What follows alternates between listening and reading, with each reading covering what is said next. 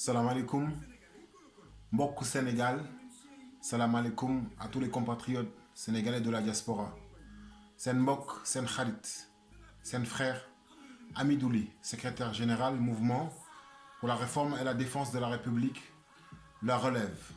Tey moo ñëwoon doon waxtaan ak yéen brièvement sur la situation économique et sociale du Sénégal, mais aussi doon leen ñaaxaat ci li nga xam ni ñu ngi ciy jëm muy les élections présidentielles te ñu am ci droit am ci ay devoir te ñu xam ni que boobu ba léegi ñu am ci taxawaay bu am solo ñu ànd ceeg ay kilifa ànd ceeg ay mouvement ànd ceeg ay parti en passant ñu leen di sant di leen gërëm ci seen taxawaay di leen sant di leen gërëm ci jàppale bi nga xam ni ñu ngi ñu koy jàppale te ci taxawaay bi nga xam ni ñu ngi ñu koy taxawu.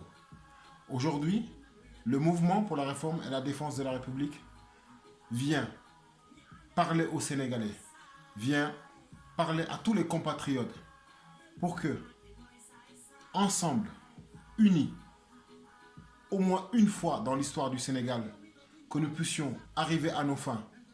Le Sénégal a besoin de nous. Le Sénégal a besoin de tous ses enfants, unis autour d'un seul objectif, c'est jële fi Macky Sall. Pour cela, nous avons besoin de courage. Pour cela, nous avons besoin de détermination. Mais pour cela, nous avons besoin de patriotisme. Sénégalais bu nekk kenn ku ci nekk ci yéen fa nga ne ak ca la nga ne war nga xam ni sa contribution am na solo ci élection yi. War nga xam ni sa Pastef am na solo ci élection yi. war na xam ni sa carte d'identité wala sa duplicata am na solo ci élection yi.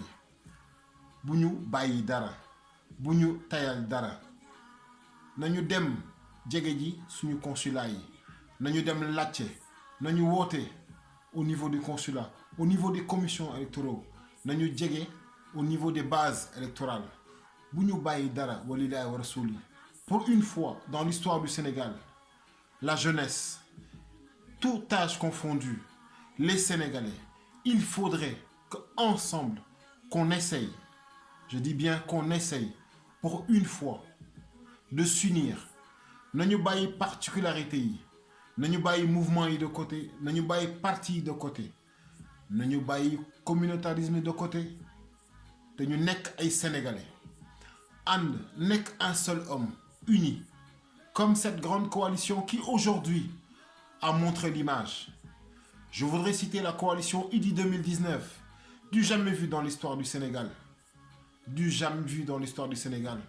Aujourd'hui, le mouvement pour la réforme et la défense de la République, la relève, s'associe à cette démarche dans le but uniquement jële fi Macky Sall, dans le but uniquement d'élire un homme de principe, d'élire un diplomate, d'élire un homme qui a connu la gouvernance, d'élire un homme qui aujourd'hui a la capacité physique et mentale de gouverner ce pays.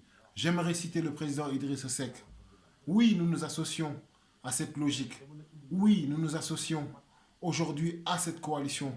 Avec vous, les Sénégalais. dañu bëgg ngeen ànd ci dañu bëgg ngeen jàpp ci dañu bëgg na Sénégalais xam ni que lii ñuy def du pour ñun, c'est pour les générations à venir. Kon boog mbokk yi ak xarit yi, il faudrait qu'on aille voter. Il faudrait qu'on sanctionne. Il est temps pour nous de montrer à ce gouvernement, de montrer à ces hommes que le pouvoir, c'est le peuple sénégalais, que la décision finale nous revient. Mais il faudrait aussi qu'on montre à ce gouvernement et à ce président incapable que nous l'avons élu par défaut et que cette même diaspora aujourd'hui avait cotisé à l'époque pour lui payer sa caution. Fàtte xaju fi.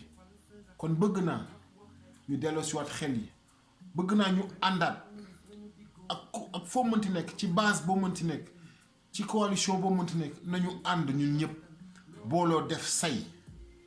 Tas bi baaxu ci parparloo bi baaxu ci jiyoo bi baaxu ci siisante bi baaxu ci na Sénégalais yi ànd mbokkoo na Sénégalais yi booloo nekk benn ñun ñëpp ñu ànd derrière la coalition Idy 2019 fal ko le soir du 24 février 2019 jërë ngeen jëf.